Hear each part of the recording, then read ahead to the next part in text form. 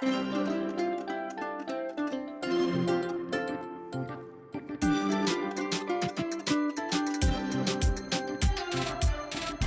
Hannah. And I'm Natalie. Welcome to the Stride Sisters podcast. We have some bittersweet news to share today. Caitlin will be stepping away from the Stride Sisters podcast. We're incredibly grateful for everything she's contributed and we'll miss her here on the podcast.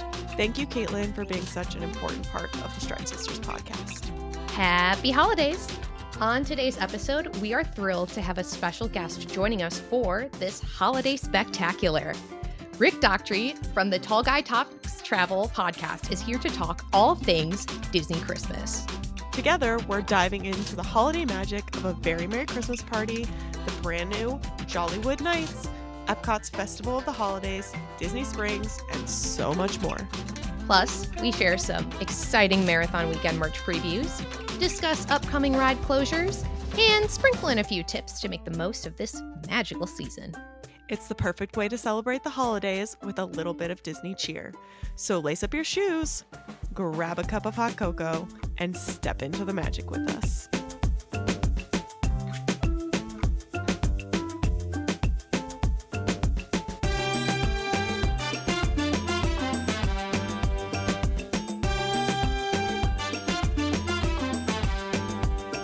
We never have an elegant way of starting these episodes. We always just sort of blather for a bit and then usually ends up coming out funny. So, welcome. Awesome. Thank you for having me. Huddled around the holiday tree or whatever it is you're celebrating today or in this week. Yeah, absolutely.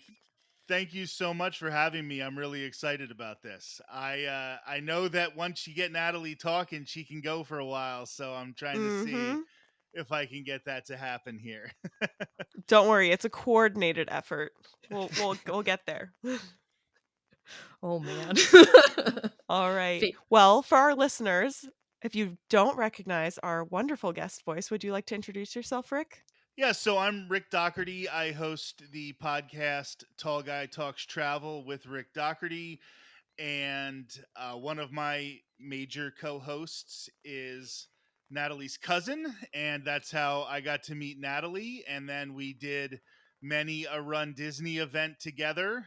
And then myself and your cousin got smart about wanting to enjoy our times in the parks instead of just doing Run Disney. So you're now the lone survivor from the Run Disney crew.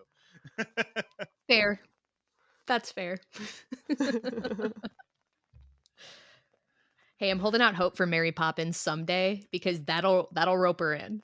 I know, and that'll get me too. So I would definitely be down for that. Absolutely. I can even see the medal. I would even take the Jolly Holiday Merry Man. Like my preference is Red Coat or Nanny, but would take Jolly Holiday. Yeah, I would have to do a Burt Bound, but I would have to do the ashes in a way that wasn't problematic at all.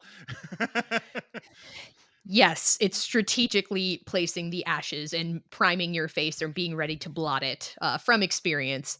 I have to toe that line to make sure I don't get canceled. But besides that, I definitely would definitely do that bound, and it would be amazing. I've got 2 chimney sweeps, so perfect. I ordered one that didn't come in time, and then I rush ordered the second one. So I have 2. Can do our own step in time around Epcot. It'll be beautiful. I have to imagine with shipping, that is an ever constant problem with your outfits that you're having to order emergency ones like with rush delivery. So I'm my own worst enemy here, and I'm usually I'm the problem usually where I get a really good idea about a week before the race, and then I'm sending something to my hotel, and I've broken the streak. Yeah, sometimes, I mean, for marathon weekend, I'm a little bit more of a stickler, so I'm not doing things last minute because of the gravity of marathon weekend. I'm still missing a couple different costume pieces, but not stuff that I can't live without. I'm literally missing an entire outfit. I got a shirt on the way because things like something for the 5K where I'm probably going to layer underneath that anyway. I'm a little less worried about doing a test run in the shirt because I'm doing the Rise and Run Dalmatians part of that outfit. So We're going to do 101. We could, if enough people are in it, we could break the Guinness World Record for the most number of people dressed as or running as puppies. I think you got to go over Oh, 450. I think we got a So shot. I think we I got a even shot. I even ordered Ben a shirt. He was not super into the idea, but I talked him into it. So I gave our puppy names Pepper, because that's our puppy, and what was the other one? Inky, because Oh, that seemed like a decent name. nice. Love it. So that's exciting. Yeah, the shipping can be a little wild. And that was something I was actually proactive about too a couple years ago. But all's well that ends well in terms of. We'll be skipping our training segment this week because we're pre-recording, and also by the time you're listening to this, like, is that really what you want to hear? Old news about our training. So just stay tuned on the Instagram and you'll find out how we're doing. If you are following along at home, I did get my last long run in though. She Got did. She 24 done. succeeded. Uh, and I chatted about that at that point, but I still have a couple more double digit ones to go because I'm in an early taper. But other Mhm. than that, I guess it's I kind of exciting. have an injury. It's not an injury, it's an illness. For the listeners at home, I have the cocoa. So if I sound a little sniffly, that's why. And it also means I will not be doing my sim this weekend. So, yay. Everyone keep their fingers crossed that this is done early. Natalie, I don't mean to interrupt, but how does the training doing a 24-mile run in the weather that you're doing it up north compared to when you have to do one, coming down here and doing it in Florida? Do you find that it's comparable, or do you find that it's a completely different race? Ooh, that's a good question. I would say that it kind of depends on how the weather is down in Florida, but I don't struggle a ton because I do all the summer running too. So I ran all summer, so I know what it feels. Even if I'm not as used to it, I know what it feels like to sweat out of every orifice of your body and be soaked. I'd say I probably can rip it a little bit faster on like a cool day and up here, but also it's flatter in Florida than it is here up in Omaha. So it's it's something where I'm usually, if they're especially expecting high humidity, I'm able to plan ahead, make sure that I'm hydrating, make sure that I'm, a little more cognizant of I'm not as used to Florida when I get there. But that is a good question. Because the weather here has been actually really, really mild lately when compared to what it normally is for the races. And I was actually wondering if you were dealing with your trainings being too cold as opposed to adjusting to it being hot, because down here, if you're lucky enough that it stays the way it's been the last couple of weeks, you're going to be in for a really, really nice run. I'm trying to do I'm trying to be peaceful of just as long as it doesn't rain, knock on wood, like last year, because besides the rain part, the marathon was beautiful. Now, the rain came at mile 9 for me, so I suffered from that the rest of the time. However, it was really, really nice in terms of the temp and then the cloud coverage. Oh, that was wonderful. So, I have cold weather options, warm weather options. It's just that's about like a week from now me, like, maybe I'll indulge myself in looking at a 14-dayer, but that won't tell me enough anyway, and at least I'm not packing for coast to coast this time, so that's good. All right, are we ready for the countdown of dates until the next race weekend? Oh, yes. All right. It's 15 days until marathon weekend. We are 1 day or 2 weeks plus 1 day away from the biggest challenge I've ever taken in my entire life. And I'm sick, so I'm panicking. Yeah, it's here. All of a sudden, it was late December, and next time we have one of these, we're gonna be in the single digits. Let's just fester on that for a minute. No, I'm excited. I'm trying to be more in the now that I'm past my last long run. think I'm going to try to be a little more excited than nervous Mhm. because I am still nervous. I've done Dopey before, but that doesn't mean like I'm I think taking it that's as healthy. seriously. Yeah, I'm taking it as seriously as my first, actually, probably more seriously. I took it seriously, but well, we don't need to go over follies of Natalie in 2022 in terms of her training, but I'm taking it just as seriously because it still is a really big challenge. So, Mhm. Kristen woo-hoo. talked me down. We've modified the plan. It's all going to be fine, but still nervous. All right, we've got 37 days until the Disneyland Half Marathon 2025, 58 days until Princess Weekend 2025, and Woo! 100. Oh, sorry. No, just a woo. All good. We've got 100 days until Springtime Surprise Weekend 2025, and 254 days until Disneyland Halloween Half Marathon 2025. And let's say it all together, the start of a new Run Disney season. Yay! So exciting. Speaking of that, as we go into news, I wanted to touch on something that somebody told me. So, shout out to Erica from Once Upon a Park podcast, because last week I brought up that I didn't know what the cutoff was for the shirts now that that's included in the email. So, she told me, she sent me the screenshot, which I really, really appreciate. She, February 12th, 2025 is the cutoff to change your shirt size for the Disneyland Halloween half, which is earlier than proof of time. POT is April 1st, That's so which is early. great. Yeah. Like, how I are you think it's supposed to know because what size shirt you're going to be in? How many months is that? I don't know. Math. You do it yourself. it's at least 9 months from now. So it's about 7 months, I think, from then. It's crazy. It's a little crazy, especially with the Brooks shirts and how the Brooks shirts are new. Mhm. So you won't even get your one for Springtime Surprise if you're doing both until then. So kind of crazy. I'm curious to see how that all shakes out because I was surprised to hear that, but appreciative of the screenshot for someone who did not register. But something that is also not quite in February, but in March, the 30th anniversary of the Epcot International Flower and Garden Festival dates were revealed. So it will run from March 5th, 2025 to June 2nd, 2025. Maybe I can talk Yay! my dad into going. That's his birthday, start day. That might be a little chaotic though.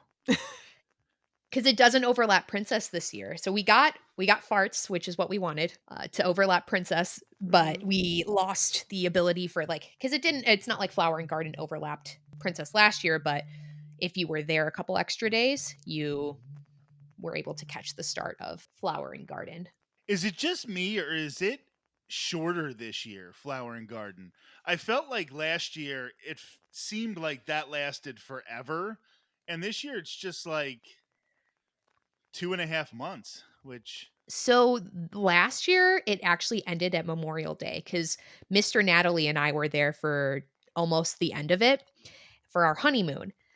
And it started right at the end of February. But since it's been, mega festival center in Epcot the last few years it's gone, I think, most of the way through June and still started in February. So I think we're going back to the norm. I think the waters are receding back to where things were pre-pandemic in terms of how long the festivals were, where you actually had a little bit of a break.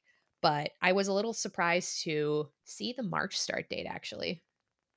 yeah, there was a lot more Diet Epcot last year. And I think we're going to have that again this year where we don't have a festival for a good portion of the summer. Now, we were told the answer to this question, but I was excited to have Diet Epcot last summer because I was curious what world. I barely remember what World Showcase looks like without all the pavilions out, even if they're closed.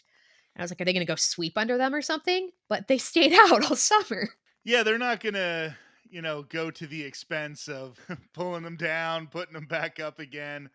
And I do think they used to do that, but now it Yeah. seems like they keep them up for the most part now. Because I remember being there.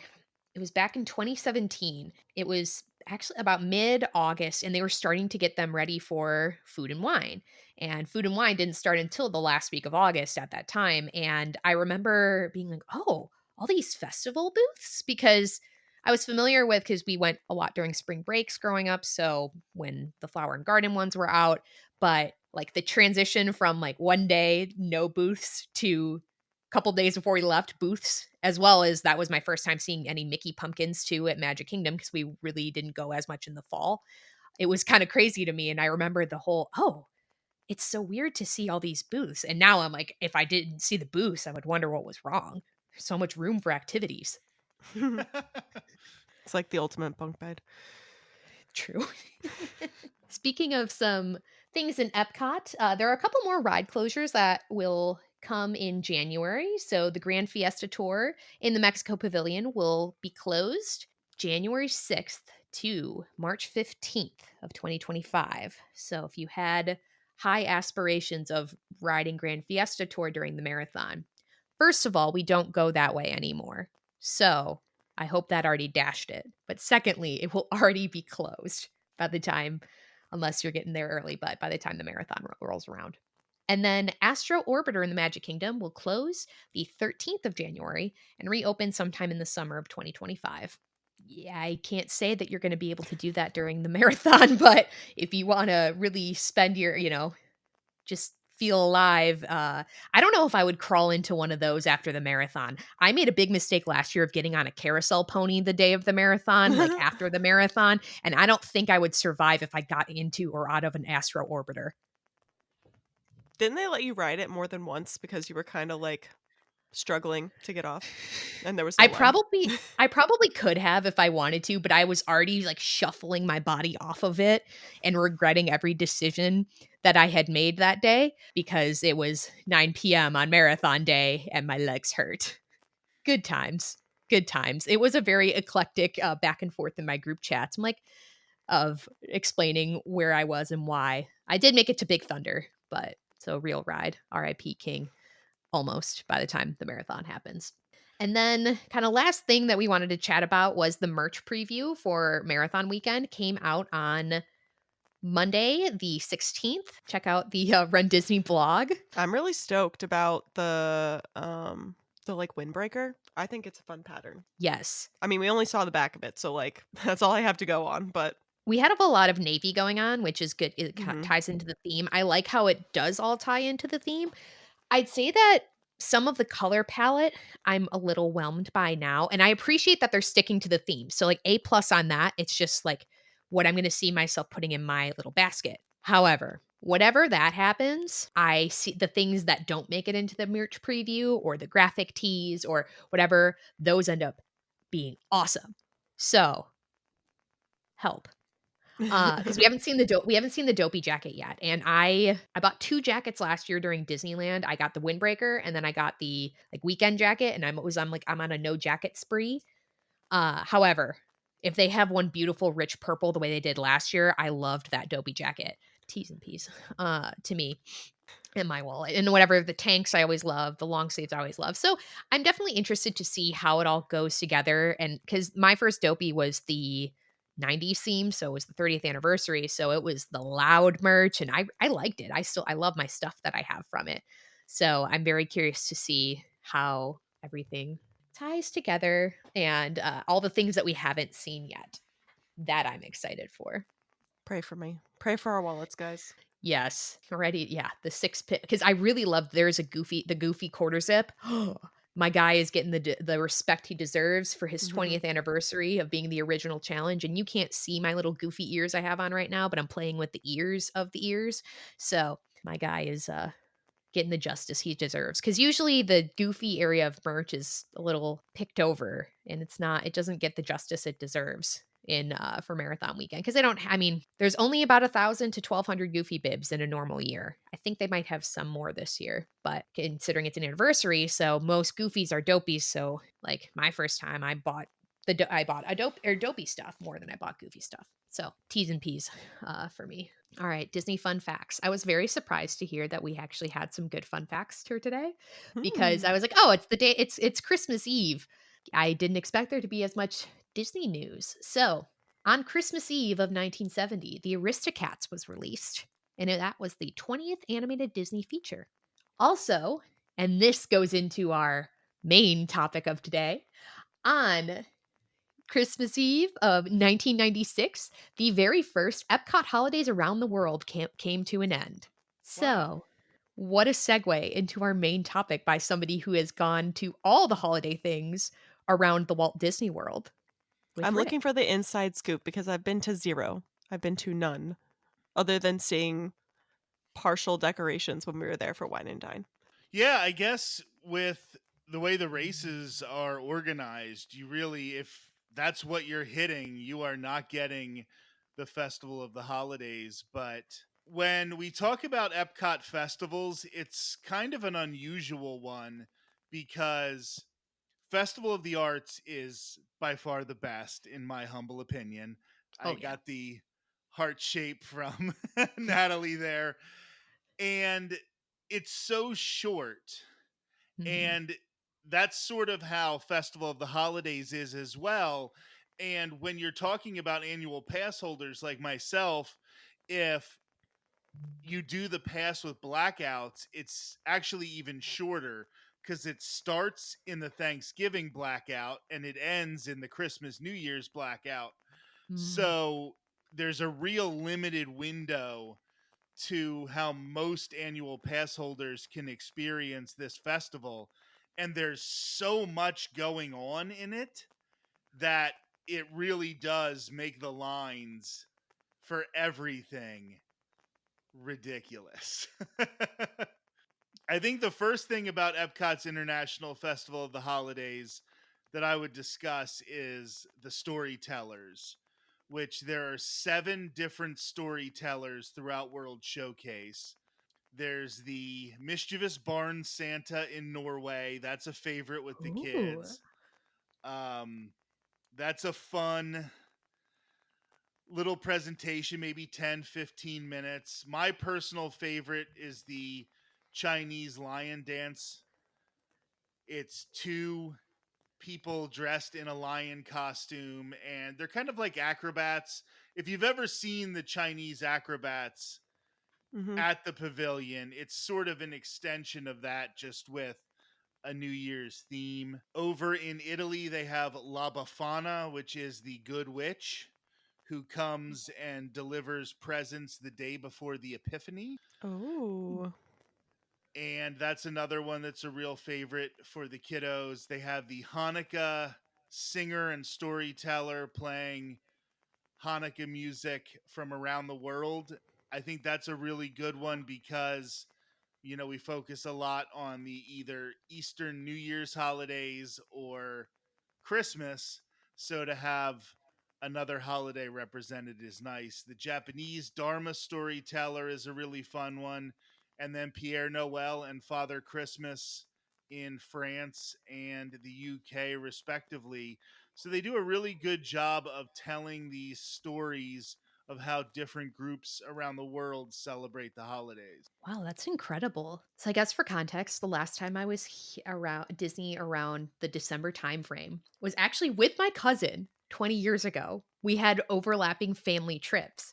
And I remember some of what Epcot at the holiday, like Festival of the Holidays, was like, and I mostly remember the candlelight processional because I remember that we did the dining package and I remember sitting there and I remember liking it, but being cold. Uh, which is about all you can have for like a 9-year-old. Like, I liked it. It was pretty singing, but I remember being a little chilly. But wow, that's awesome. What's your See, favorite that's of the funny because she told me that that was her first festival of the holidays. So I don't know. Oh. I Gotta mean, get the listen, story it won't be straight, the first Natalie. time I've gotten that lie from a woman, but um, no, the candlelight processional. The last time I was there, I went fairly recently, and it was when Gary Sinise was reading it. Oh, nice. And it was 2 hours before Gary Sinise's first performance, and the line was already stretched back from the American Gardens Theater through switchbacks and to the Germany Pavilion. and it was still 2 hours before his first performance. So I just said, you know what? It's cool, but Yeah. I don't think it's worth that much of my day. Wow. Whoa. I would say the dining package is almost a necessity at this point if you want to do Mm. the candlelight processional. Yeah, sounds like it. Because especially you can do that quick service still, I think, with the Regal Eagle, with a couple different offerings. It doesn't necessarily have to be a really, really big, like, I mean, it's always an expense in Disney. You obviously trade off your time for different conveniences, but wow, dang. Well, it's the difference between price and value, right? Right. Like sometimes you'll pay a little extra money so that you can save time here or save time there. And you're going to eat anyway. Hmm. So if you get a prefix menu at Regal Eagle instead of just, picking fries and a sandwich here and there, it might be the better way to go. Yeah, for sure. Wow, oh man. Well, maybe someday I'll make it. Yes. Orlando Informer into Festival of the Holidays. It'll happen. I think they also can you tell me a little bit about some of the food booths? I know they have the cookie stroll. I know that's their ring around the rosy of the World Showcase during this one, but The cookie stroll is actually really, really cool because normally when you do these, whether it's the fromage montage for Food and Wine, or I think it's the whatever they call the one for Grays.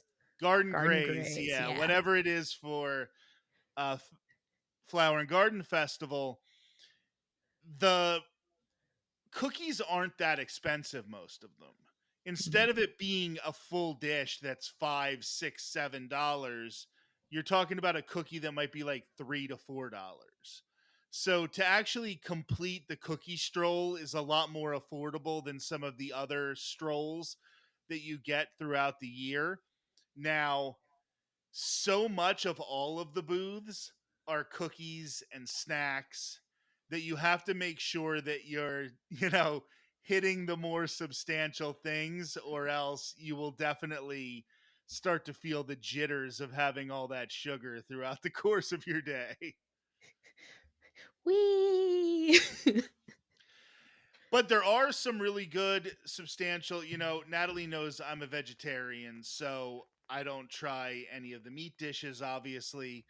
But the Italy booth, which at every festival is always the most expensive booth. I usually skip it, but everything there was vegetarian this year, and Oh. they had some uh, rolled pizza dough with spaghetti sauce on it, and those were really good. I was able to get spring rolls in the China Pavilion. They were vegetarian, I think even vegan, and the real dish was your cousin had it, and I saw her have it. So when I went back later, after getting that review, it was the peanut stew at Refreshment Outpost, and it was $5.25, which for one of these festival dishes is basically the lowest you're going to get besides a cookie. Yeah. And it was a bowl full of rice, potato stew. It had vegetables in it. It was the best deal of the festival and a really good spot to have it, because once you've had like your first two or three cookies, and then you can have something that has some carbs in it and has some protein before you get ready for the Linzer cookie in Germany. It's a nice little break there with that meal. I would say that was probably my surprise dish of the festival, was that peanut stew. You're speaking my love language the way you described that food, because there's this ongoing joke between me and one of my coworkers that every single day what I have for lunch is something on top of rice. And I love anything peanut butter. I just love a good soup stew situation. So basically you checked every box of everything that's my favorite. And I'm real sad that I don't get to experience it. Maybe I'll have to, Google something and try and make it at home. Yeah, my dinner last night was 3 cans of mushroom soup with 3 scoops of rice inside. That was my Yum. dinner last night, so I hear you. That's I do a lot of rice as well. Well, as a vegetarian, like I can't have a lot of things, so that's one of the things that's in the wheelhouse. Mhm. And the festival also has 2 overlays. Well, I don't know if you would call the one an overlay. Figment has a holiday sweater, Oh Oh. my god. if you would call that an overlay. And then, of course, in Bob Iger's desire to make sure he gets all of our money, this year you can also buy the Figment holiday sweater for the low, low cost of $75. But you I can mean, if have I'm your being own. honest, I thought it was gonna be higher. It's cheaper. It's about the same price as a Spirit jersey, right? Yeah. 75, yeah. Roughly, yeah, I think a Yeah. Spirit jersey's around 80, Yeah. Yeah, 75, so you 80. So throw your yeah. discount in there if you have DVC or annual pass, and it's starting to look a little bit more affordable. But yeah, they have Journey into Imagination. Figment has the holiday sweater, but the real star of the holiday overlays is Glimmering Greenhouses at Living with the Land. This takes Living with the Land, which we all know is every Disney nerd's like one of their favorite rides from the get-go. But it's not a ride you usually get people who aren't Disney nerds to want to ride. Mhm. It's usually a 5, maybe a 10-minute wait throughout the day. Well, Glimmering Greenhouses, when it gets dark out, will be an hour, hour and a half wait. It brings the people to this ride that we all love, and it really gives it a chance to, pardon the pun, but shine, because it is beautiful. Like, the experience is top notch. You think, oh, okay, they put up some holiday lights in the greenhouse, and okay, I'll want to check that out. But when you come around that corner after you see the videos that describe the, different farming systems, and you first see, you're like, this is a whole different thing than I expected. It is beautiful. And I did it twice this year. The one time got stuck on it for about 40 minutes. I think the ride took us by the time we were done. Um, and as much as I love it, I did start to get scared that we were going to get evac'd, but you know, um, we ended up, they kicked the Jets back up and we did finish, but it is a really cool overlay, and I'm glad that they do it, because anything that brings more attention to those original edutainment rides at Epcot, the better chance that we know they're going to keep Living with the Land. Like, that's an Mhm. expensive ride for them to operate, for it to be 5-10 minutes all the time. So if it is generating revenue with the Behind the Seeds tour, and now it's generating interest every holiday season, there's a better chance that it's going to stick around. So I really do like that. That would be incredibly tragic if they ever got rid of it. People would revolt. Yeah, but Muppets, Tom I Sawyer know, I Island, know. like, I think I just want to say, like, we have to be prepared that someday we might get that news. I refuse. And Absolutely not. and you can sort of say the same thing about the holiday sweater and Figment. It's not time sensitive like Glimmering Greenhouses, where there's a particular time of day you want to be there. But with Mhm. the holiday sweater alone, it makes Figment a 20 to 30-minute wait most of the day. And I think they are caught in such a state of limbo about what they want to do there, where I think corporate knows that Figment makes them money, but they Mhm. so badly, like, in their DNA, it's telling them, make it inside out, make it inside out, make it Oh, inside out. yeah. But every time it seems like that might happen. They release another sweater that they sell for $75 and people buy it and they realize they have to keep Figment. So I'm hoping that eventually we get that re-theme, refurb that it deserves, but we get to keep Figment. Ooh, yeah. I feel like the last few years have shown me that as much I was about to compare it to Muppets, although that's a sensitive subject of obviously they're keeping Muppetry in the parks and they've been increasing their Muppetry in the last few years in terms of, we got Muppet Haunted Mansion, like we had a Run Disney race.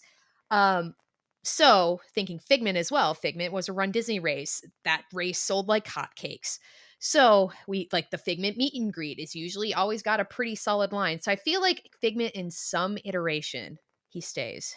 Cuz also he's a mascot of Epcot now where all the farts merch where that actually dropped this week too. Looked pretty cute. But all of that like he's incorporated in different things. So I don't want to say I feel safe because I never feel safe anymore with respect to certain things being ripped away.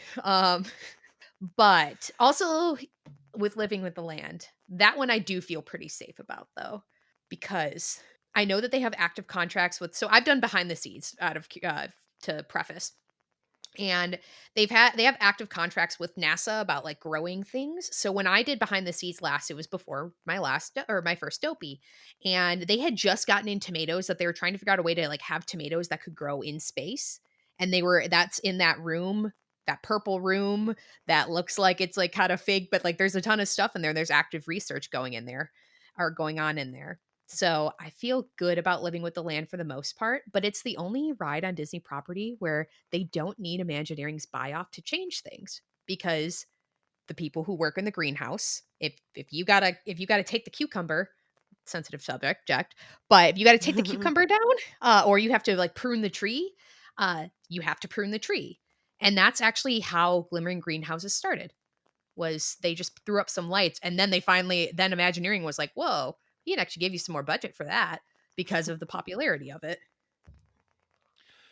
That's awesome because, we will continue to lose the edutainment Yeah. if there's not a reason for them to keep it. Like, if there's an outside contract, if you can somehow tie an IP, but we're going to get more and more Guardians of the Galaxy because that's what people want. You know, we are the loudest minority of the Disney community, but we are not the biggest voting block with our wallets. And Mm. sometimes we don't remember that, but it is true. All right, so everyone go buy a Figment sweater because we need to vote with our wallets. Clean out the merch. Don't let it get to Character Warehouse. Clean it out. Uh, Go do the behind the scenes tour. It is quite lovely. But I just see Bob Iger like listening and being like Mr. Burns on this, like excellent. Like my plan is working perfectly. But it is a great festival, and besides those things, there is the scavenger hunt with Olaf and the different holiday traditions. Mm. Um, there's the Spike the Bee one for Flower and Garden. This is Olaf and different holiday traditions throughout World Showcase.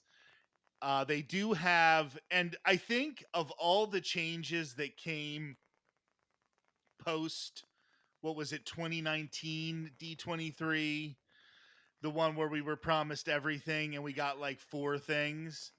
The best thing that we got out of it were the shows that we now get on Spaceship Earth. I think that the lighting of Spaceship Earth is low key one of the best changes that has come in years. And they have When We're Together from the Frozen holiday special.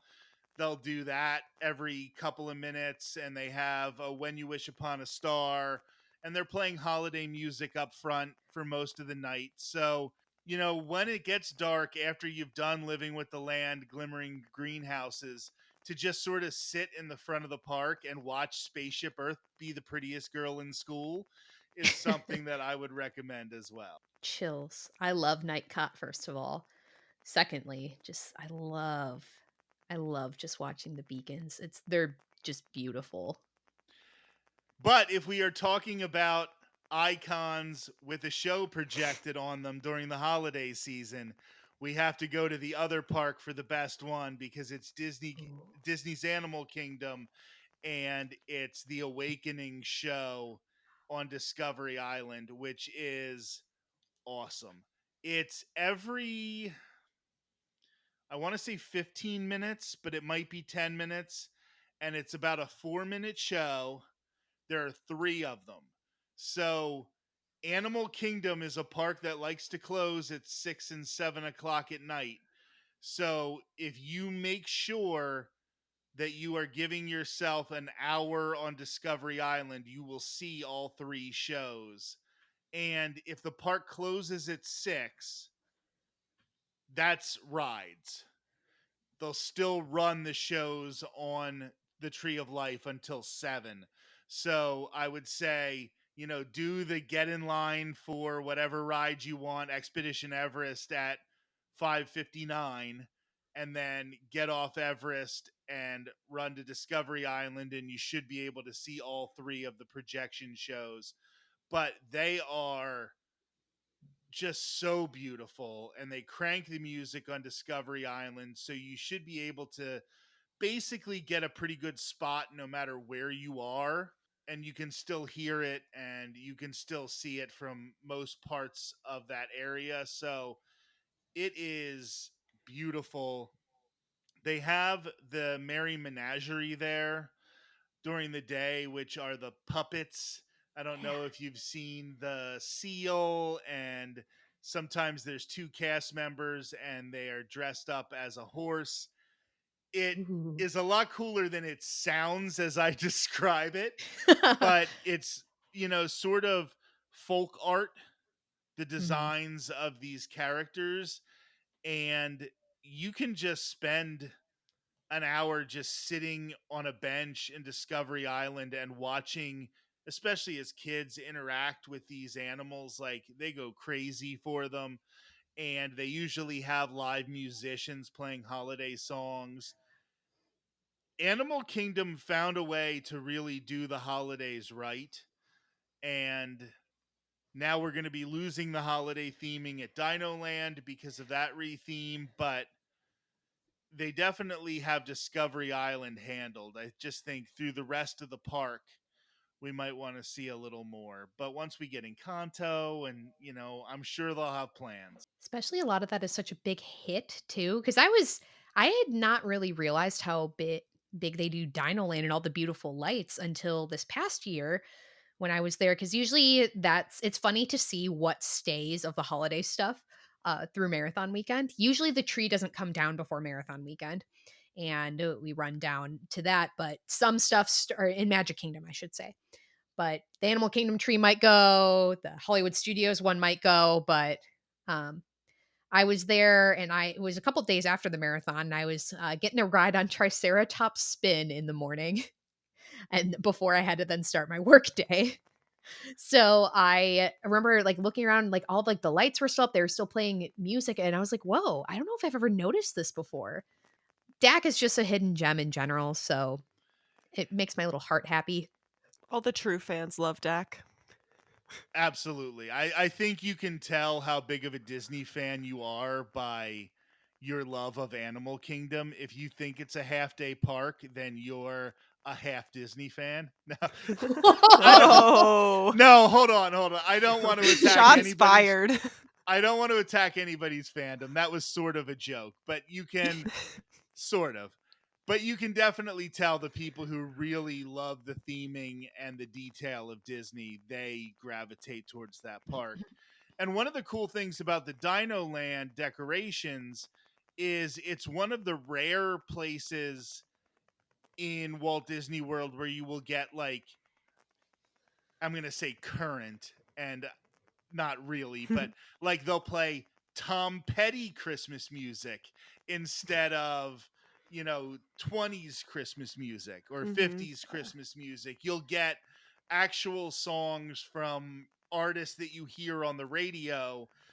And I think that's a different vibe that it creates there. And in Dino Land, they have the best costume for any of the characters for a meet and greet, where Chip and Dale, dressed as Chipmunkosaurus, also have antlers and holiday lights wrapped around their horns.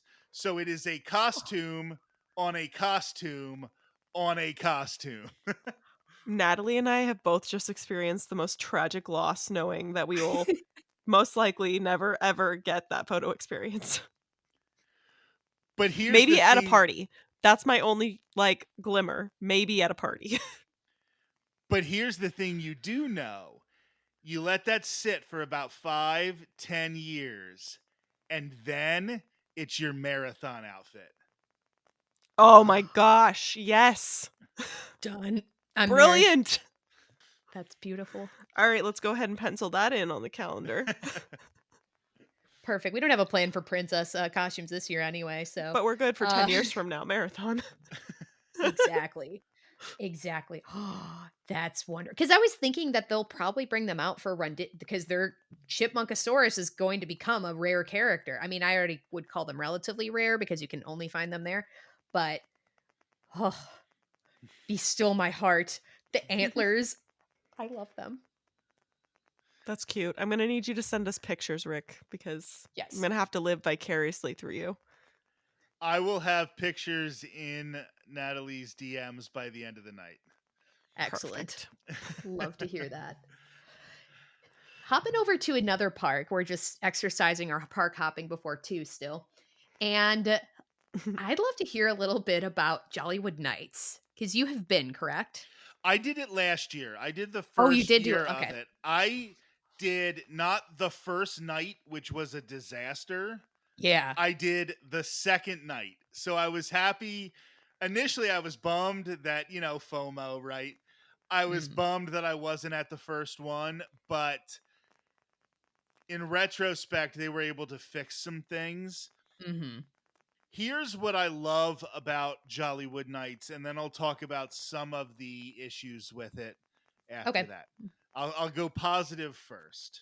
All right. I love the Tip Top Club, and they have the jazz trio, I believe, and they're playing not only jazzy holiday songs, but they're also throwing in just those songs from the 20s, 30s, 40s. I love that style of music. I think it fits with the nostalgia of what we were supposed to get from that theme park, that they're moving away from it.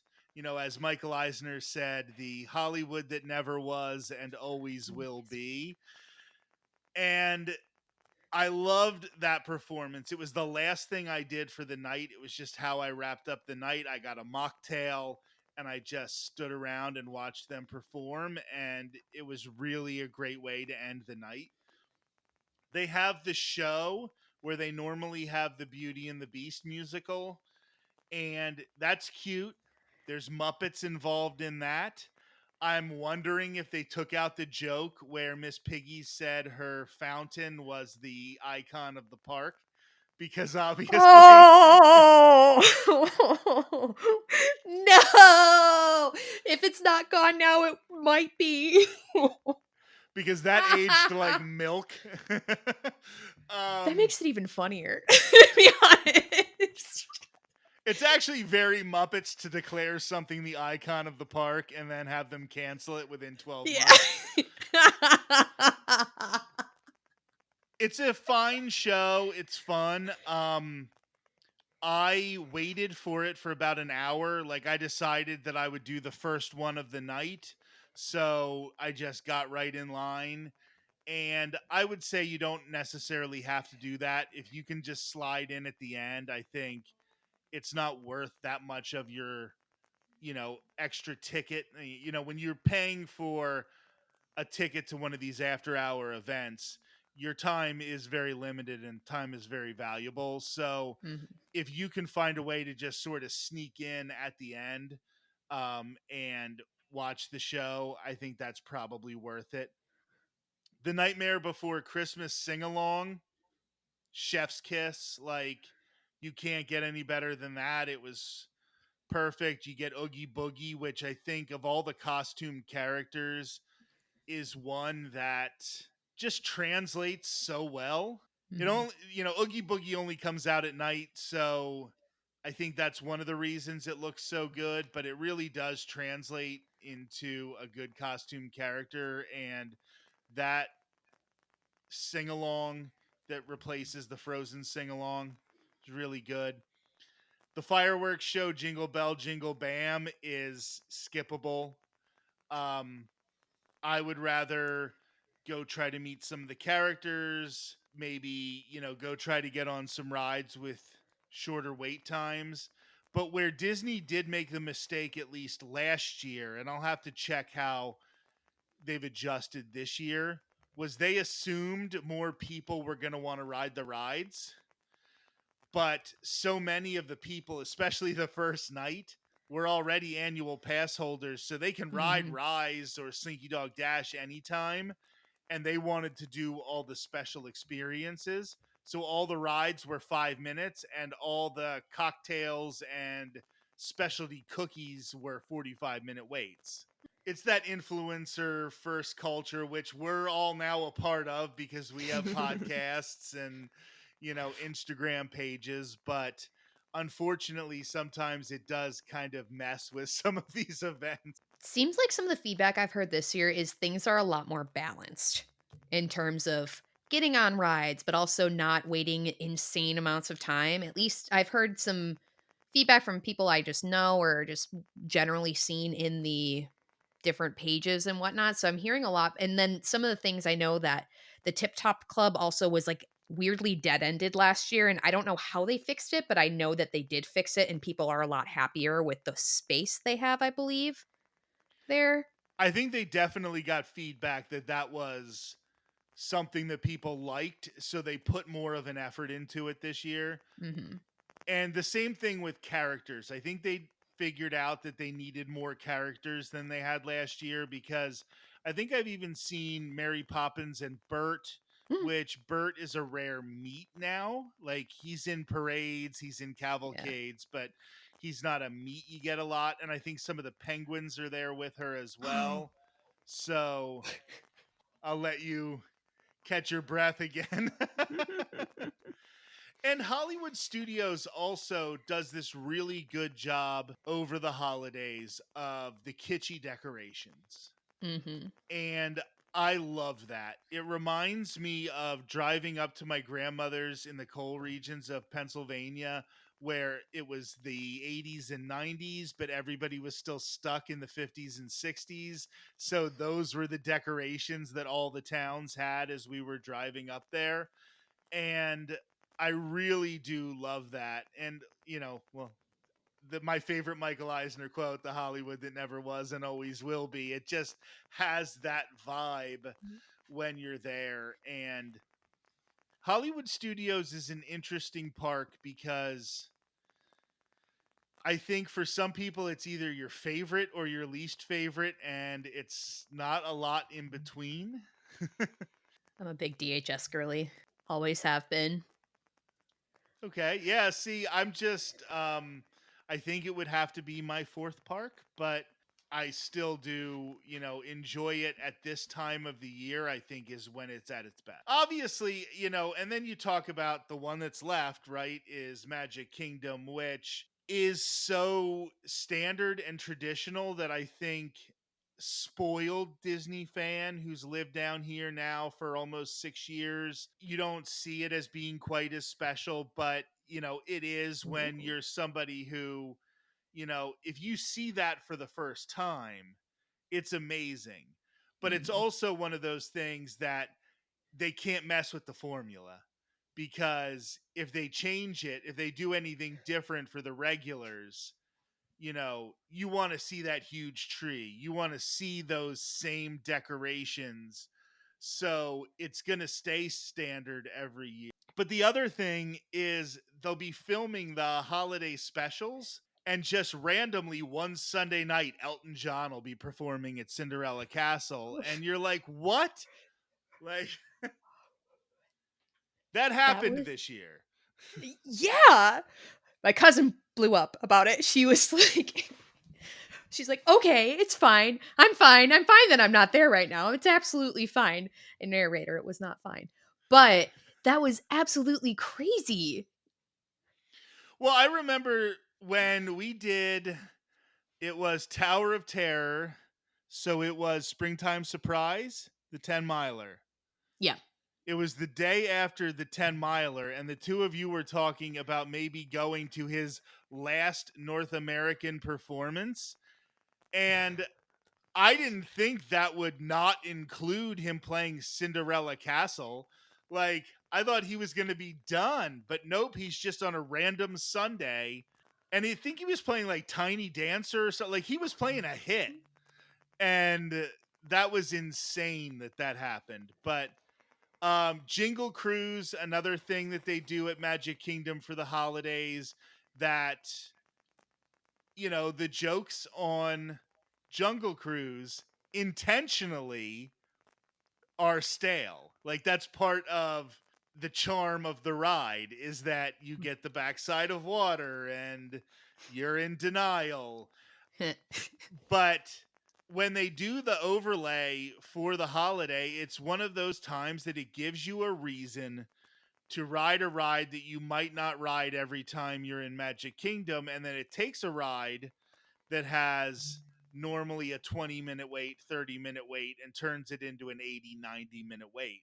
So that's always cool when they can, you know, bring attention to rides that maybe are starting to not have quite as much attention. That is true. When's the last time you did Mickey's Very Merry? I will tell you the first time I did it, which will be sometime in the future, because I have never done Very Merry. I've only done Not So Oh, Scary. Yeah. okay. I don't know why I was Wait, convinced that that means you we can all had. go together. I'm down. Let's do it. I have done it, but I like it enough. Like, cause that tell my cousin we were there together for that one. We were both at Very Merry together in 2004.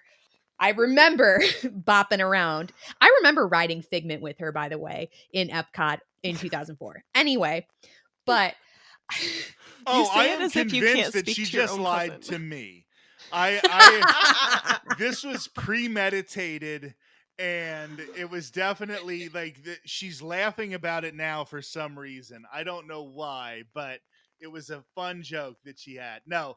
Um I definitely love the holiday parade, because the parade that they do for Very Merry Christmas, they'll do like once or twice for regular day guests, so they can get video of it for, you know, whatever, you know, TV special. So I Mhm. have seen the parade, and the parade is incredible every year. And I've seen all of the offerings. I know the show.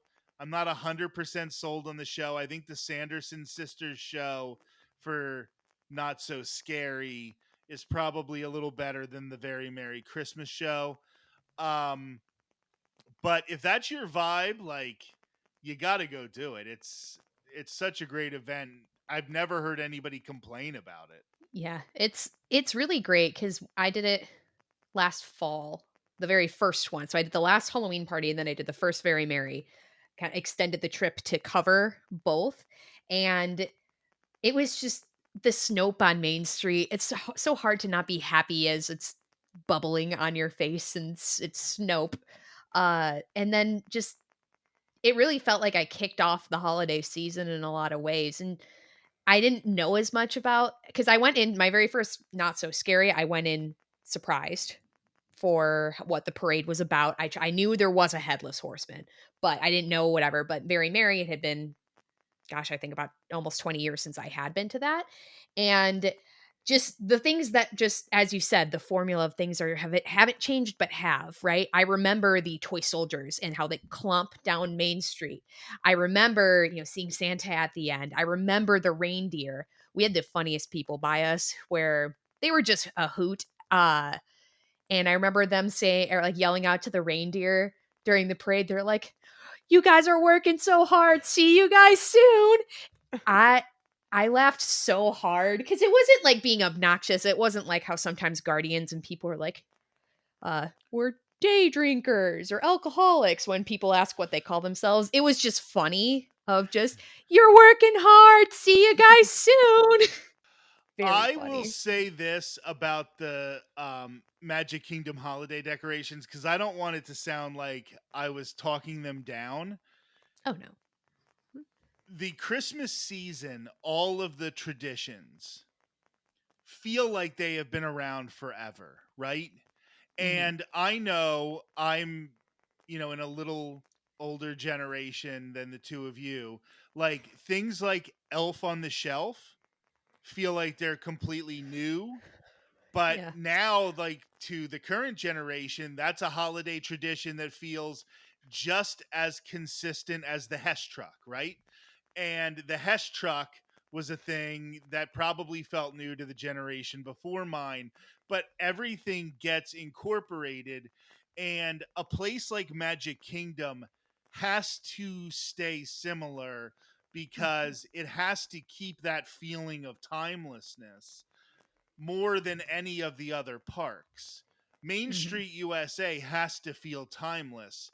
So they can't change those decorations. They can't have the kitschy 50s decorations because you're at turn of the century Marceline, Missouri, right? So it has to stay in some sort of not stagnant, but it has to stay nostalgic for people Yeah. because that's the whole vibe of Christmas, and it's the vibe that Bob Iger sells us every year when we plan our trips. That is interesting. I had not thought of it like that, but it makes a lot of sense when you do sit and think about it. Because even I'm thinking almost extending to the Magic Kingdom resorts too, and what they do for the holidays, and how the Wilderness Lodge tree, she's big and beautiful. She's stunning every year. And they do some different things there, or the Grand Floridian gingerbread house. They do update the design of it, but it's where's the gingerbread house? Where am I getting the shingles and stuff like that? So it almost extends to the resorts too, of at least in that area. Because I know when you get to the Yacht and Beach Club or the Beach Club, the carousel, that has a different theme every year. So in terms of what it updates and changes. Ooh. Yeah, absolutely. I would say this: if you are at Walt Disney World for the holiday season and you're looking for the one thing to do not in a theme park, go to Disney's Wilderness Lodge. And you can take the bus from Disney Springs. You can take the bus from any of the theme parks. If you are driving, you can drive up and make a mobile order at the quick service location, and they will let you park at Wilderness Lodge. Some of the other resorts are not so nice, but Wilderness Lodge is always great, and it's not convenient to get to any of the theme parks from there. So they're not quite as worried about people gaming the system. But I can spend hours during the holiday season at Wilderness Lodge. Go over to the Boulder Ridge side and see the Carrollwood Pacific Room, which is dedicated to Walt's love of trains, but then they decorate that room. That whole building is a lot more empty because it's the DVC side, so there aren't as many people wandering around, and they have a lobby with a fireplace and a big holiday tree in the middle, and then there's the grand 10-story or whatever it is holiday tree in the main building that is just awe-inspiring. You walk into that resort and you're taken aback. If I close my eyes and rock my chair a little bit, I'm in the fire in front of, in that lobby, sitting there, got the tree in front of me, got my roaring fork, quick service, life is good. And Territory Lounge is also maybe next to Nomad Lounge at Animal Kingdom. But Territory Lounge might be my favorite lounge on property. And I am going to go out on a limb and say that my favorite server at any restaurant or bar in Walt Disney World is Aaron at Territory Lounge. Every time you go in there, you will notice there's like 10 people who are back for another vacation who are like, "Is Aaron here?" Because she's one of those, that's been there for a while, and she makes memories with every family that sits at her table. And they Oh. have the vegan mac and cheese, which is the best $18 you'll spend. Mic drop. I've never been to Territory. I have to. Now I have to for marathon weekend. I must. I simply must. Oh, Territory's great. You will love it. I mean, Nomad Lounge is probably better because you need that respite in the middle of a hot park. But besides that, it is perfect. It's right next to Artist Point. So a lot of people there are just waiting for their Artist Point reservations. But it is really, really good. Sign me up. Speaking of lounges, where do you stand on Jock Lindsay's at Disney Springs to also transition to Disney Springs? Okay, yeah, they do have a holiday overlay as well. And oh boy, I want to say we were there 2 years ago, and my wife got the reindeer sliders, or Is it I don't actually know if they reindeer? were. It might have just been like regular deer. I think I don't know. Oh, okay. I I don't remember exactly what it was like. I know she liked them, but it was definitely a gamey meat of some sort because she wasn't like totally sold. Of course, I don't eat meat, so I didn't try it.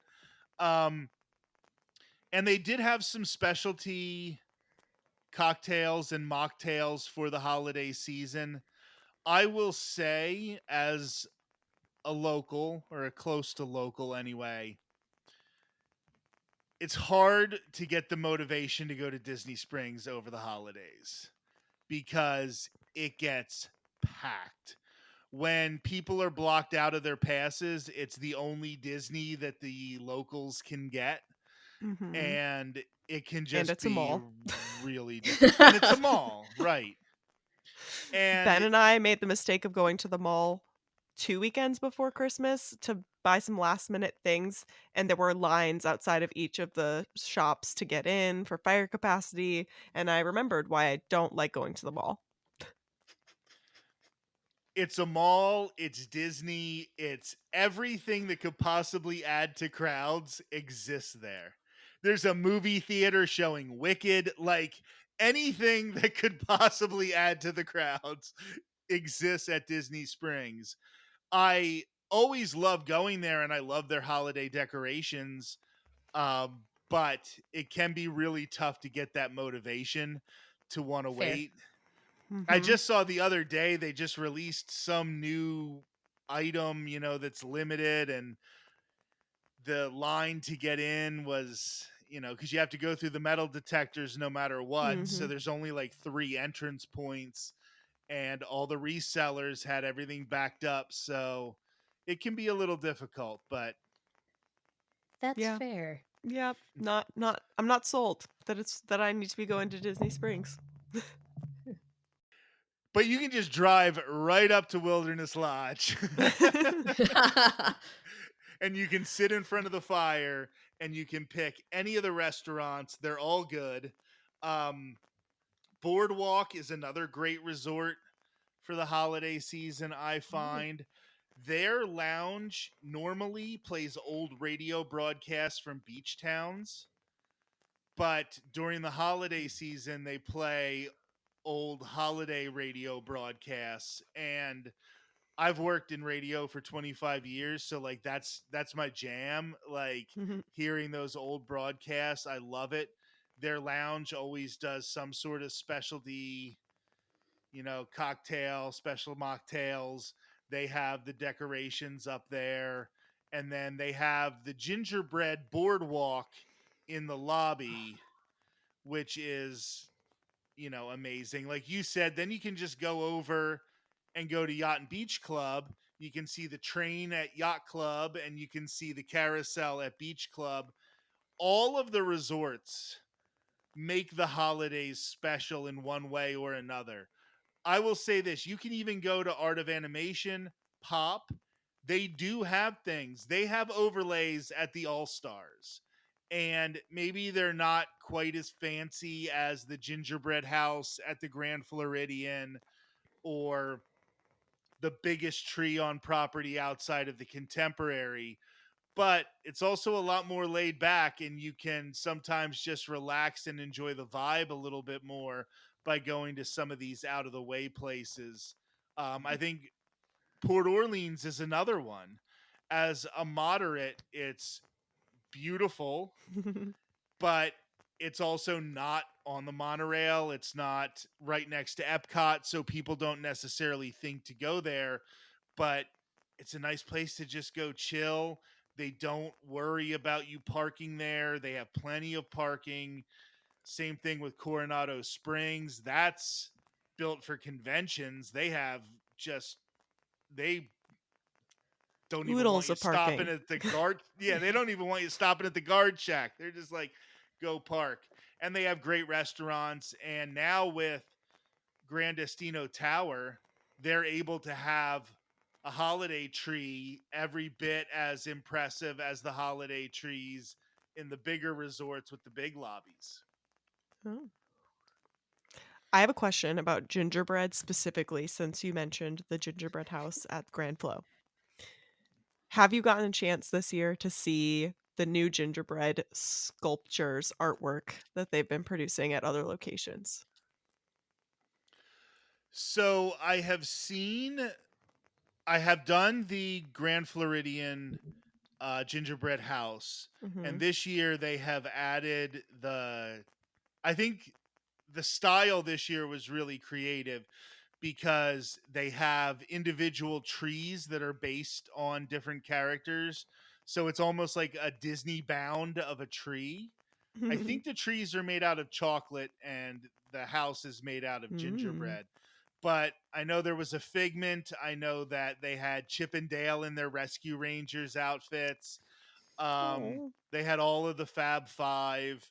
And that was their little special thing this year, that they had the little trees instead of. I have not yet gotten to do the carousel. We have the day after Christmas breakfast reservations at Cape May Cafe. So that's when Mm-hmm. we're going to go see the carousel and the train. I really love the gingerbread boardwalk at the boardwalk. You know, all of those different sculptures are so incredible. Like, they find a way to make every resort different and every resort worth taking the time to go see. It's really impressive. Have you seen the new display at Communicore Hall? Okay, I gotcha. I have walked past it, yes, but the Spaceship Earth in the middle, Mhm. Mm-hmm. I have seen it. Yes, it is pretty impressive. I know that when people show the pictures of Communicore Hall, I think sometimes they're trying to, like, push their own agenda and make Mm-hmm. it look like it's not that impressive, but it serves its purpose really well. And I think with that big photographic spaceship Earth in the middle, um, that is impressive. Now, I have heard that you don't want to buy the Spaceship Earth triangle shingle. Ooh, So they why? Because it's sell, bad or what? yeah, they Yeah. sell the shingles. Like, well, they do it at all of the gingerbread displays. They'll Mm-hmm. sell some of the shingles, but they have the special Spaceship Earth triangle ones. And I did hear that they were like not good. Oh no. But That's that could have tragic. just been the person Mm-hmm. to whom I was talking. Yeah. I heard there's some hidden Mickeys on it. Yes. I have been trying to spot them in photos. I don't think I'm very successful. There are gingerbread, a zebra, and a Ooh. giraffe at Animal Kingdom Lodge. And on those, they do also have some hidden Mickeys, and they are a little easier to spot, but Mhm. you do have to know how many there are, because Mm. you will keep looking Yeah. after you found them. If you Because some of them are hard enough that you will, like, once you found them, you're like, there have to be more, and you're Yeah.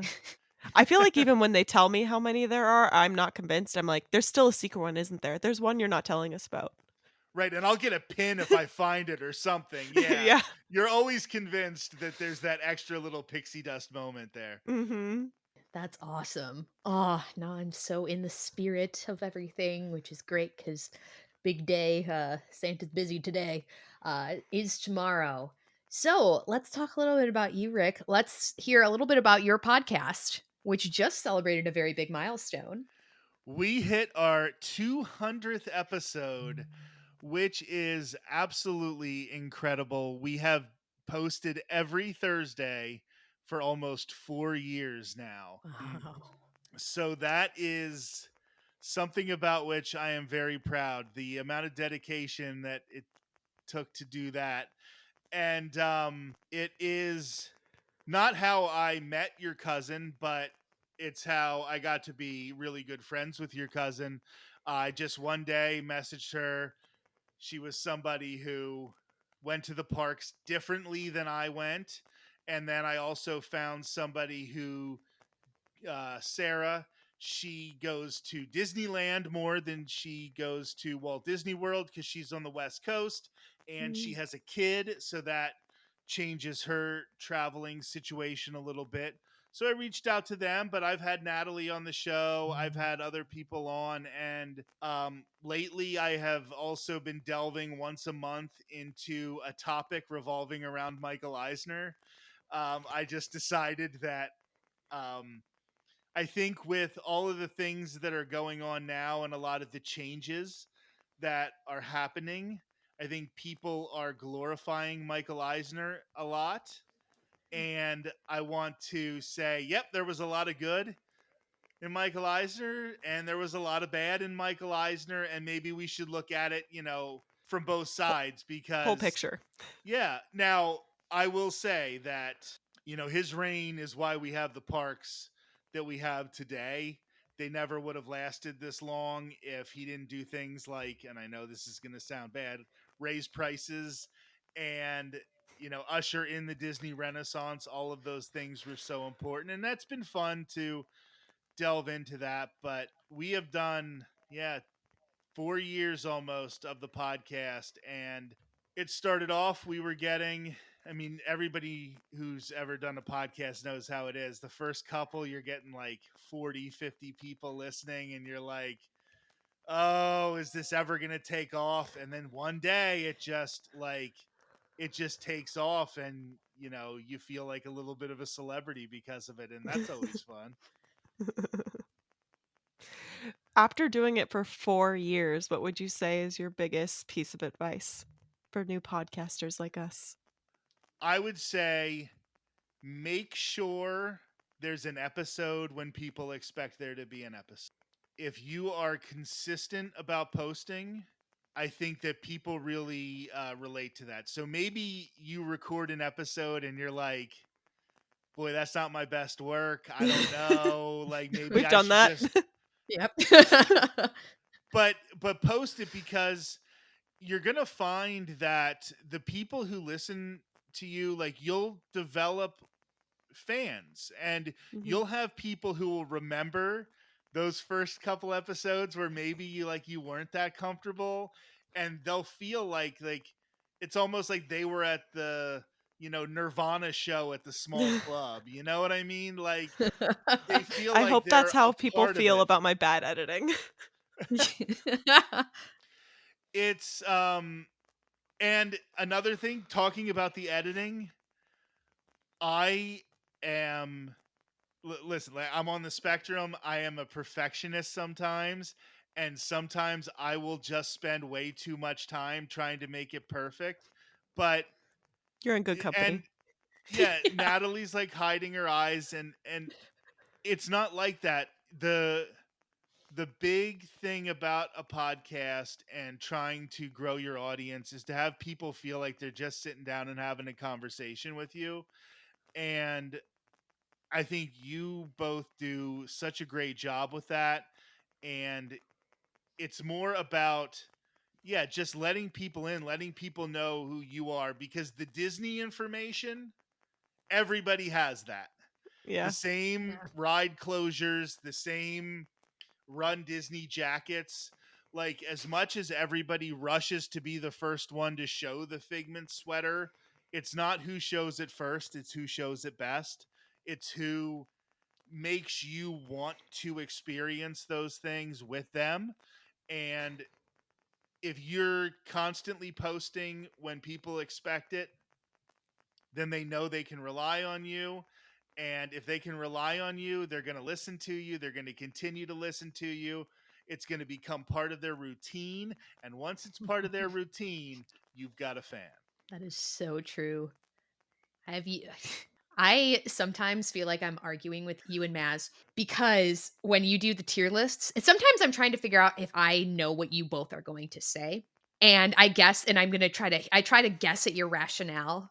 But whenever I get a new tier list one, that's so fast into my queue of like, need to listen to this one now because I need to know if I'm going to agree with you. Not if I'm going to agree because I know that we even see the parks differently, but if I'm going to guess correctly where you're going to put rides in your tier list. I think that one's so funny because we, for the most part, try to stay positive. Like, we're not Pollyannas. Like, if we don't like something, we'll say we don't like it. We don't want you to not trust our opinions or our reviews, but we also don't want to be one of those podcasts that's just overly negative for clicks. Mm-hmm. We want to Yeah. be a place where people can go because it's fun. Mhm. The only time people ever fight us on anything is when we do those tier lists. And there are sometimes, like you said, like if I'm doing one with Maz and I'm trying to guess what I think she's going to say, and there will be times that she absolutely shocks me. And I like to think that we've been talking about these parks a couple times a month for 4 years. I wouldn't think there would be surprises anymore, but sure enough, once you have to actually start ranking the things and saying what's more important than the other ones, that's when the rubber really meets the road, right? Mm-hmm. She has even surprised me, and we've been talking Disney for our lifetimes. Right, yes, much longer than I have with her. Keeps You you were on your there in toes. 2004, right? She There were doesn't even remember it. There were 3 blissful months of her life where I didn't exist yet. And it's been chaos since. So, okay, you're 3 months older than her. No, No, she's 3 months older. okay, she's 3 months older than you. Did you start talking before her? I'm gonna have to consult with some higher powers, our moms, and get back to you on that one. I think she might have started talking first because I'm a second, and I let my older brother talk for me a lot when I was a baby. And Mm. when he would go to bed, I'm sure this shocks you actually. It very much shocks me. I would have bet on you either being first, or if you weren't first, then I think that's why, and I mean this in the nicest way possible, I love you, why you're so loud. It's I used to just let my older brother talk for me, and I would just, just vibe. I would, nod my head. And then when he would go to bed, then those home videos were like me just being like I am now, uninhibited. I don't I just would I was just chilling. I'm the middle child. I was Mhm. always just chilling. And now there's no holding back. There is none. There's a very funny picture of Mads and I when we were little where I am holding a little train in my hand, like a goofball with my mouth open. You can tell I'm running around, and she's sitting on the ground with the other parts of the train with my older brother staring up at me with some side eye. It's the funniest thing in the world because I can tell that's how it is more now, of just my curly hair's like up in a frizz. Like you can tell I'm running around. It's hysterically funny. But no, I think she probably, I would imagine she probably talked first. I am going to tell one of my favorite theme park stories, one of my favorite days at a theme park ever, and it involves Natalie. And we Give were it to at me. Epcot for, I think it was Flower and Garden. Yeah, it was Mhm. definitely Flower and Garden. Harmonious was very, very new at the time. And it started pouring. So we decided, like the Disney maniacs that we are, that we were going to hide in the port of entry gift shop until the rain stopped and then quickly run out, get one of those benches, and have the perfect spot for Harmonious. So it's Maz, Natalie, my wife, and I, and we're in the port of entry gift shop. My wife has been married to a radio disc jockey slash podcaster for 11 years now. She is used to just sitting back and listening to somebody talk. Maz and I have talked about these things a ton because we have a podcast together. So then Natalie is in port of entry talking. I swear, my wife, who will listen with the best of them, is listening to Natalie for about an hour while Maz and I are just doing Twitter. We're just like looking down at our phones, and Natalie is talking to my wife for an hour. But then it did work to perfection. And we got out there, we got the bench, and about 2 minutes into Harmonious, the sky opened again, but it was too late. They had to go through with it. And we got drenched, but we saw Harmonious from the absolute best location. And it was one of those moments where you knew you were making a theme park memory while it was happening. Like, you were like, Core this is going to memory. be one of my favorite days. It was a core memory day, absolutely. Aw. That's such a special, special memory. But part of that was Natalie going on for about an hour. Yep. Can relate. Can relate. Yep. Which is why when she told me she was going to start a podcast, I was like, you got to. Like, there's no way you cannot do that because you've got the info. You have, people like listening to you. It's not like anybody is upset that you're talking. We all like you. Aw. I'm I on can't the speak fence for Hannah, sometimes. right? Just kidding. We've been friends for Yes. like 10 plus years now. I think I've Yeah. seen some of the ups and downs. And I'm still here, Yes. so there must be something that I like. Hey, I convinced her that dopey was a good idea, so if we make it That's through true. that, okay, we'll be good. I spent the better part of my 20s trying to convince women to do things, and I don't think I ever would have been able to convince them to do that. So your skills are much better than mine. If Natalie Boyle or O'Malley has convinced you to do a Run Disney race, you may be entitled to some financial compensation. That last springtime surprise that we did. Which one was it? So it was the one. So Tower Terror was the first one. So it was the Toy Mhm. Story one. That was Yes. my first race. I almost died. Oh no. I didn't really almost die, but I was supposed to meet Maz in Hollywood Studios, and I get to see her 2-3 times a year maybe, and I literally just had to be like, nah, it ain't happening. I No. was carted to my car, and I was like, okay, I've decided I'm not doing Run Disney for a while anymore. So it was very, very hot. It was like an Yes, it was. obscenely hot year, and I had worked the night before, which was a mistake. So the two of those things combined, and I was just in so much pain, and I'm like, I gotta, if I can't enjoy the parks afterwards, then I shouldn't be doing it.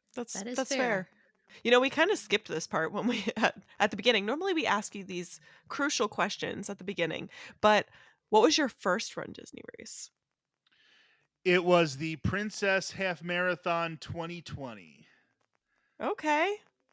I didn't know that was your first Run Disney weekend too. That wasn't my I did the 10K, but I didn't realize that was your first weekend. Yeah, wasn't the 10K Pocahontas? Yep. Right, because I have a friend Jillian, she's on the podcast a lot. Mhm. She's a big Pocahontas fan, and the three of us, Maz, Jillian, and I, were all like, well, if you'll sign up, I'll sign up. But to that Mm. point, I was actually more of an active runner at the time. So I was like, well, I have to do at least the half marathon, right? So I did the half marathon, and I remember being in the Epcot parking lot, walking to the start, and thinking about how Shanghai Disneyland had just closed and thinking, Oh. that's crazy. I wonder what would happen if they would ever close the parks here. And then I wasn't thinking, you are about to be smushed in with people who have come from all over the world. What makes you think they're not going to be canceling, closing these parks in a couple Oh. weeks? And when I think about how smushed we were at that point, and it was right before they closed everything down. But I will say, it was amazing. I had set the goal to not walk at all until I was out of Magic Kingdom, and that was like the 8 mile mark. Now, they had Chippendale in their Western wear outfits in Frontierland, so I didn't make it all the way out of Magic Kingdom, but I was pretty proud of how I did. It was a little over a year after my first marathon, and I had injured myself while training for my first marathon. So I felt Relatable. like I was sort of back to a reasonable time. Mm-hmm. Yeah, it was a good time. That was a fun race. And then basically I just did them when Natalie and Maz talked me into them. I did The best kind of what friends. the Bell 10K the one year. Mhm. I did the 2 springtime surprises because they went through Galaxy's Edge and I wasn't going to want to miss that. Mm-hmm. Um, I did one of the food and wine, or whatever they call that one, wine Wine and and dine. dine. I did the wine and dine when it was Oogie Boogie, and I was proud of myself because I was running and made a Remy boarding group all at the same time. I did not break stride when I made my Remy boarding group for Nice. wine and Iconic. dine. That's very impressive because I've whiffed so many times during a race. I get it sometimes, but I've also whiffed. Uh, Sometimes I am like, especially when I was dressed as Mary Poppins at Wine and Dine this year, I felt the need to be as helpful as possible. Where around 6:54 in the morning, I was like, "It's almost boarding group time, everybody!" Not that I was running with people I knew; I was just announcing. And then 3 minutes later, I was like, "3 minutes till virtual queues." Well, the worst feeling is when you hear the people getting them and you realize that you forgot to do it, right? Yeah, So the worst is when you're running and people are like, "Yeah, we got Guardians," and you're like, "Ah." foiled again. It was so funny back in the time when you had to be in the park to do it too, where that was even more intense of the yay or no or yeah, like of well, meaning like when you had to be in the park in the morning, I should say, in the early days of Rise. Yeah, so you're talking about when they would open Hollywood Studios at like 4 o'clock in the morning. I never made those ones, but Oh, because okay. it was right that princess weekend when you had to be in the park to get the boarding group at opening, and then it was insane because then all the rides were also really, really packed as soon as the park opened because everybody was there and you would just hear joys of gleeful joy, joyous cheers, and then some people like, I get it, like No. and the hype behind that. No, so that was a weird time too when you had to be in and everybody was just waiting around for the Mhm. official opening. But at the very, very beginning, they wouldn't tell you what time they were opening the park, and you couldn't make it until you were in. So, Yeah. like, you would scan and then immediately make it. It was Huh. the worst organized thing ever. People were getting there at like 4 o'clock in the morning, and then you would get through, and by 5:30 they were out of boarding groups. It was That's horrible. So it was one of the things that the pandemic kind of changed. Well, I think by January they had changed it and found a little bit of a rhythm, but then once they mm, reopened from the pandemic, and it became impossible to get boarding groups because they could 3 only have, drops. right, 3 drops. They could only have like 2 people on a vehicle if they weren't part of the same group. So it was just an absolute nightmare. Um, I can't believe boarding groups are still a thing, honestly, I can't believe it still is for Guardians. especially since they closed Test Track for refurbishment. Yeah, I'm a little surprised to still see that. I feel like Tiana will go first because Tiana already left. It's already off of boarding groups in Disneyland. Yeah, it's so inconsistent though. Sorry, inconsistent. I didn't want to. Sorry about that. I don't know what All that good. was. But it's such an inconsistent ride still at Walt Disney World. I'm worried about Guardians because that pre-show is so onerous. Like it's great, Mm, but it's only great once the event has happened. mhm. Everything before that just feels like they're trying to make you wait extra for a ride. And I'm worried if you have to wait an hour for the ride and then like the 20 minutes of pre-show and then another line. Yeah, I can't wait till they have some kind of single rider on it. If they would do a single rider where you skip that pre-show, it would be the most popular thing in the park. One more memory, especially with Mavs, related to the Guardians pre-show. When I when we were on a trip in September of 22, I was testing out my mom's old Apple Watch just to see because I was in Mhm. between fitness watches at the time and wanted to see how things worked. And I was like the talk to text or whatever. I was just trying to read something, and it was read and it heard Wonders of Xandar and said Wonders of Zendaya. And we have laughed about that since and how it picked up the wonders of Zendaya. Because every time we have ridden it since, we just snicker to each other and go, hee hee, wonders of Zendaya. Hee hee hee. I think that was also the ride where we were, I don't want to say stuck, but we were at the launch backwards. Spoiler if you haven't ridden Guardians yet and haven't gotten spoiled yet. And the launch, and there was a pause. It was about like 2 minutes. They've gotten through the extra audio that happens when they have to like delay the launch. And then they just shot us backwards. I screamed like I didn't know what was going to happen. It was my like fifth maybe ride on Guardians. Screamed like I had absolutely no clue we were going backwards. So that's a very fond memory related to Guardians pre-show and will always make me chuckle. Even when I like want to just get to the show or get to the ride, it like always makes me laugh just a little bit because of that memory. Yeah, that is such a fun ride. I know the one time I took somebody on it for the first time, and he was so scared of going backwards. He's like, it's gonna be so. I'm so scared. He's like, I don't know if I want to do it. I don't know if I want to do it. I'm like, you have to do it, man. Here's the deal: you go backwards for like 20 seconds, and then the rest of the ride you get to enjoy. We got off the ride, and he said the only part that didn't make me want to throw up was the 20 seconds we were going backwards. I'm like, No. oh, I feel so bad. I told you Oh. once we got through that, you would be fine. But Oh. I have only ridden Guardians once, and if you listen to our race report trip wrap up from our park time, I had a migraine while we were trying to make that happen because I was so dedicated to finally riding the ride. And at the time, I did not know that people have like motion sickness problems with the ride. So it was an interesting choice on my part to keep pushing for that. And I definitely did not feel well, but I was attributing that to my migraine, and now I must write it again to find out if it's the ride or my brain.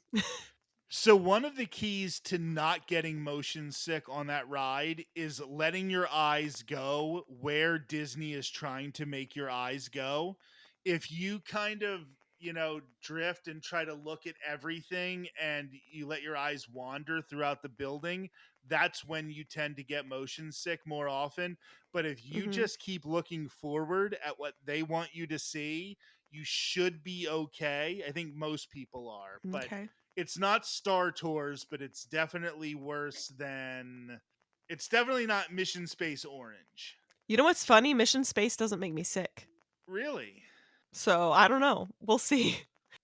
Then you should be able to handle Yeah. Guardians. So we'll see. No, without a migraine, we'll see if I'll be fine. I have also heard if you ride in like the middle of the car, that is the one that turns the least. So you should have a better experience there.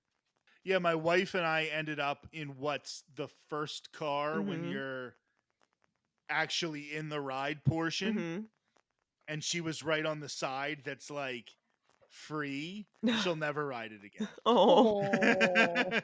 She kept feeling like she was going to fall out of the rides. definitely an extra layer of thrill. Where can people find you, your show, etc. on the interwebs? So we're basically everywhere that you can find podcasts. I usually direct people to the Tall Guy Talks Travel with Rick Dougherty YouTube channel because I do also post some videos over there, and we like to put up that subscriber count. So if we can get that subscriber count rising, that always helps us with, getting media credentials and all the things that we try to do with these podcasts for our own selves. And we always like interacting as a community. So comments and things like that are really great on the YouTube channel. I can be found on Twitter at Rick_ear. It's a long story. And I can be found on Instagram at what is my Instagram handle here? I am Rick Dougherty, DOUGHERTY for Tall Guy Talks Travel. And I am on Blue Sky. And I am just search Rick Dougherty and you should find me. I have a picture of my cat as the Perfect choice. top part. But yeah, I'm all over the place and try to be fairly active. A lot of these holiday decorations, I have videos from Wilderness Lodge. I have videos from some of the other resorts, from the theme parks. So yeah, I do try to stay pretty active, and I would absolutely love if people would join me, follow me, do all that kind of stuff. And before we go, I am going to have both of you on my show at some point. Is this going to be your first dopey, Hannah? Is that what I'm understanding? It is. Yeah, it is. So I'm going to have you on at some point in January or February to talk about what the experience was like, okay? I would love that. That's all. Keep our fingers crossed, knock on wood, that I get over my illness and that it goes great. But you know what? Even if it doesn't go great, you'll have a story, right? That's true. That's true. I was aiming for it to be my redemption from Chicago. So for people, I always plug this if you haven't heard that episode about my terrible experience at Chicago. Honestly, it'll be better anyways because I'll be at Disney. I'm still holding out hope. So I think it'll still be a redemption one. I think that a lot of the proof is in the pudding of the training and that having gone a lot better. And also it's true. mindset It's things. been much So better. I think it still will be, not can, it will still be redemption. Manifesting. Okay, what happened very, very quickly in Chicago? Too long, didn't read. I never made it past like 15 miles in training. I got injured about a month and a half, 2 months out. Then I got sick a month out and was still sick and coughing the morning of the marathon. Ran too fast at the beginning, way, way, way, way under fueled, and stopped fueling probably before the half. Then got incredibly sick, went straight to the med tent because I thought I broke my ankle, but actually had hypothermia. Okay, that is definitely yeah. Because I said I got hurt training for my first marathon. I did finish, but I have this crazy image of myself, like nobody was there to take a picture of it, but I was sitting on a curb in rural Arizona, and I was sitting on the curb at a gas station rubbing biofreeze on my ankles, like Oof. and of course the biofreeze, like, the sand is being kicked up by the breeze, so I have like sand now in my shoes and sticking to it, but I just kept hmm rubbing and lathering all this biofreeze on me so I could make it. And I did make it. I was, I think, the second to last person to finish, but Hey, I did you finish. get the same medal, you finish the same marathon that the first place person hmm did. And I rocked the half marathon, and the medal said half marathon, whole marathon. So I guess I could have just done the half. Nice. But no, I did it, and I have faith in you. When you learn from your mistakes, Thank what you. was the from the Last Jedi, which is now 7 years old, earlier this month? No. Um, Oh my the goodness. greatest teacher failure is, right. So I think you're gonna do a great job. Thank you. Means a lot. We've had so much fun. Thank you for joining us today, Rick. Thank you. Well, I think that's an episode. Thanks again to Rick for joining us this week on a special holiday event. If you enjoyed listening to our show, please leave us a review and a 5-star rating. We love reading your reviews out loud. You might even be featured on a future podcast episode. We've also started a community spotlight on our Instagram at Stride Sisters Podcast. If you want to be featured for a Medal Monday, Finish Line Friday, or any accomplishment that you'd like to celebrate, send us a picture via our social media platforms or our email. All the ways to connect with us can be found in the show notes. Thanks for listening. Until our next adventure, we're wishing you endless miles of magic and memories. See you next time.